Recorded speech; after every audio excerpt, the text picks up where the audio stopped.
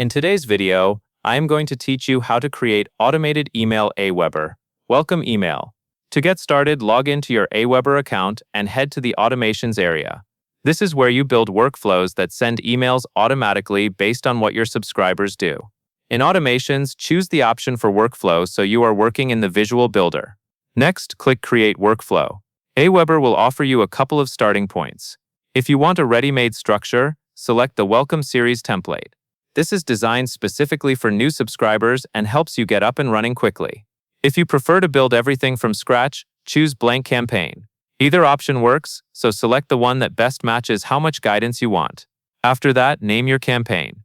Pick a name that makes it easy to recognize later, especially if you manage more than one list or offer. Once your campaign name is set, click Create to open the workflow canvas. Now you will add your first email. From the actions available, drag the Send Message action into your workflow. This action is what delivers the welcome email to your new subscribers. Place it where you want the email to send in your sequence, typically right at the beginning for a welcome message. With Send Message in place, click Create a Message. When prompted, choose the Drag and Drop Email Builder.